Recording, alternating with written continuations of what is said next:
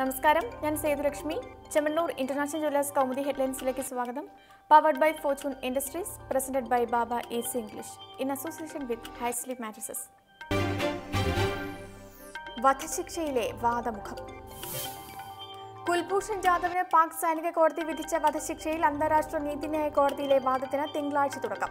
ജാദവിന്റെ വധശിക്ഷയ്ക്ക് കോടതി ഏർപ്പെടുത്തിയ സ്റ്റേ ലംഘിക്കരുതെന്ന് പാകിസ്ഥാനോട് ഇന്ത്യയ്ക്ക് വേണ്ടി ഹേഗിലെ കോടതിയിൽ ഹാജരാകുന്നത് ഹരീർ സാൽവെ. ജാദവ് തടവിലാക്കപ്പെട്ടതിനു ശേഷം പാകിസ്ഥാനുമായി ഇന്ത്യ നയതന്ത്ര ശ്രമങ്ങൾ നടത്തിയത് 16 തവണയും ഇന്ത്യയുടെ അപേക്ഷ നിരസിക്കപ്പെട്ടതിനാലാണ് അന്താരാഷ്ട്ര കോടതിയെ സമീപിച്ചതെന്ന് വിദേശകാര്യ മന്ത്രാലയം. അതേസമയം തങ്ങളുടെ അധികാര പരിധിയിലുള്ള സ്ഥലത്തു നിന്നാണ് ജാദവിനെ പിടികൂടിയതെന്ന ന്യായീകരണവുമായി പാകിസ്ഥാൻ. കുൽഭൂഷൺ ജാദവിന് പാക് സൈനിക കോടതി വിധിച്ച വധശിക്ഷയ്ക്ക് ഹേഗിലെ കോടതി സ്റ്റേ ഉത്തരവ് പുറപ്പെടുവിച്ചത് ഇന്നലെ. കോടതിയുടെ നടപടി ഇന്ത്യൻ വാദങ്ങൾ അംഗീകരിച്ചും പാകിസ്ഥാന്റെ ന്യായങ്ങൾ തള്ളിയും. ഇന്ത്യൻ ചാരനെന്ന് ആരോപിച്ച് ജാദവിനെ പാക് സൈന്യം ബലൂചിസ്ഥാനിൽ നിന്ന് തടവിലാക്കിയത് കഴിഞ്ഞ മാർച്ചിൽ. കണക്കില്ലാത്ത കയ്യേറ്റം. സംസ്ഥാനത്തെ ഭൂമി കയ്യേറ്റം സംബന്ധിച്ച് വിശദമായ റിപ്പോർട്ടുകളുമായി റവന്യൂ മന്ത്രി നിയമസഭയിൽ.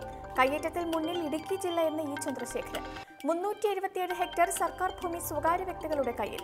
സ്പിരിറ്റൻ ജീസസ് മേധാവിയുടെ വെള്ളുക്കുന്നിൽ കുടുംബവും സിറിൽ പി ജേക്കബും കയ്യേറ്റക്കാരിൽ മുന്നിലെന്നും മന്ത്രി. റവന്യൂ മന്ത്രിയുടെ വിശദീകരണം PC ജോർജ് MLA ചോദ്യത്തിന് മറുപടിയായി. വയനാട്ടിൽ 81 ഏക്കറും തിരുവനന്തപുരത്ത് 71 ഏക്കറും കയ്യേറി. ഏറ്റവും കൂടുതൽ കയ്യേറ്റം നടന്നത് ഇടുക്കിയിലെ KTH വില്ലേജിലെന്നും ഇ ചന്ദ്രശേഖരൻ. അതിനിടെ ഏലമലക്കാടുകളിൽ മരം മുറിക്കാൻ പാടില്ലെന്നതാണ് CPIയുടെ നിലപാടെന്ന് കാനം രാജേന്ദ്രൻ. നിവേദിത P ഹരൻ റിപ്പോർട്ടിൽ ഇക്കാര്യം പറയുന്നുണ്ടെന്നും CPI സംസ്ഥാന സെക്രട്ടറി. കർണന്റെ കണ്ണുപൊത്തിക്കളി. പോലീസിന് പിടികൊടുക്കാതെ സുപ്രീം കോടതിയുടെ കണ്ണുവെട്ടിച്ച് കർണൻ. കോടതിയലക്ഷ്യ കേസിൽ തടവ് ശിക്ഷയ്ക്ക് വിധിക്കപ്പെട്ടതിന് പിന്നാലെ ഇന്നലെ ചെന്നൈയിലെത്തിയ ജസ്റ്റിസ് CS കർണൻ ഇന്ന് ആന്ധ്രയിലെന്ന് സൂചന. കാളഹസ്തിയിൽ കർണനായി പോലീസ് തിരച്ചിലിൽ. നിയമ സംവിധാനത്തെ മുഴുവൻ അവഹേളിച്ച കർണന്റെ പ്രവർത്തികൾ ഗുരുതരമായ കോടതിയലക്ഷ്യ നടപടികളെന്ന് സുപ്രീം കോടതി. കൊൽക്കത്ത ഹൈക്കോടതി ജഡ്ജിയായ കർണന് കോടതി 6 മാസത്തെ തടവ് ശിക്ഷ വിധിച്ചത് ഇന്നലെ.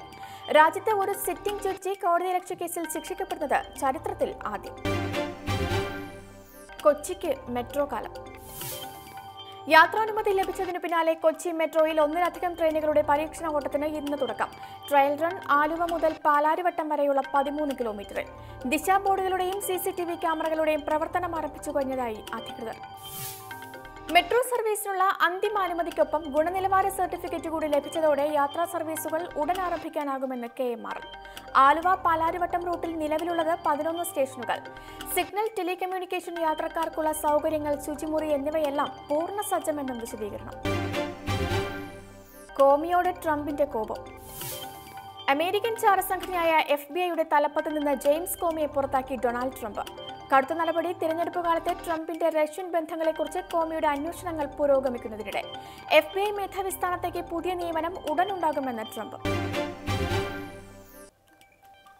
Chemmanur international jewellers Kaumudi headlines സമാപിക്കുന്നു. Powered by fortune industries, presented by Baba easy English, in association with hi sleep mattresses. അടുത്ത ഹെഡ്ലൈൻസ് വൈകിട്ട് 5:30. നമസ്കാരം.